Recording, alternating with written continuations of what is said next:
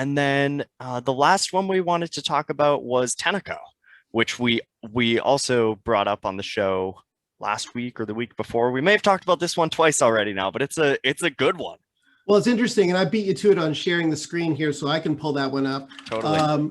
Because I do think it's interesting, and it's a little bit easier to see what I want to share with folks on Tenneco here. So if you look at this chart, this is really fascinating to me. So as we talked about on the show a couple of weeks back, you've got a company that's expected to earn in fiscal 2022 $4.78 per share. Now, this is a stock that I think Carl Icahn, activist investor, one of the more famous investors of our time, he's been involved in this stock. And again, I think that this is a situation where the company had taken on a lot of debt from acquisitions and other things. So it had a lot of debt. A lot of people were wondering about, okay, well, what's going to happen with automotives during COVID? So this kind of got forgotten and was just going sideways basically from June all the way through March, trending between, maybe $7-8 and maybe $12-13. As people get more confident with, post-pandemic COVID living, not post-COVID living or whatever, they're going to start driving the cars more, and that's going to, increase the need for aftermarket parts. You're also going to see, as the chip shortage resolves itself, we had a great show, Joe, that you led us on the chip shortage a few months back, maybe now at this point. So listeners, if you want to go back and learn more about the chip shortage and the implications of it, please find that in our past episodes. I'll put a link below. Okay, great. And so I mean, as that normalizes and supply starts to increase and we can get production boosted, that's going to help out the OEM demand, for this company. So that's got estimates, again, trending higher, 25% higher year over year in 22, expected to earn $3.81 here in 21. Yet even after the stock has more than doubled in the last 2 months, Joe, it's trading at $21 and its expected earnings next year are $4.78. That's like four or five times earnings. Yeah, that's still, we mentioned it when we talked about Tenneco the first time. Like that's a really excellent valuation, especially in this day and age where there are biotech stocks and technology stocks that are trading at 30 or 50 times revenue.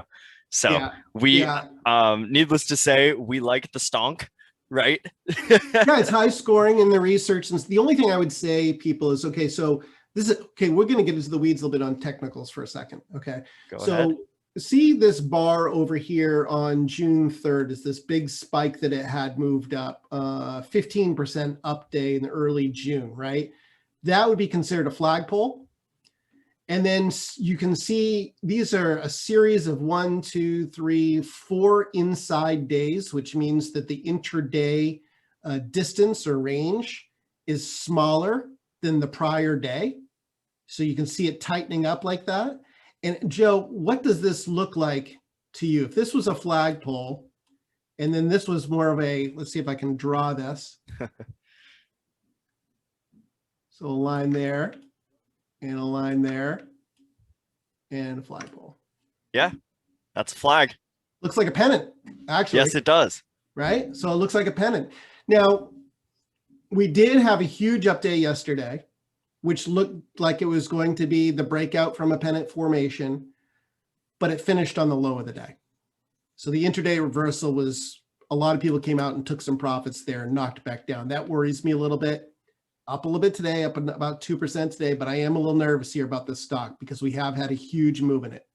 So I would just say that you kind of either have to take a short-term approach to it where you're going to run a stop loss really close below it, or a longer-term approach where you're going to say, okay, I'm going to play this out for the next 6 months and let's see what happens. Because I mean, I could see this stock going to 15 as equally as I could see it going to 25, from where it is today.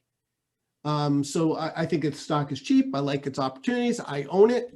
I consider it a rental, Joe. We've talked in the show about forever versus rentals. I consider it a rental. I'm going to keep it for a little while longer. We'll see how it plays out with price.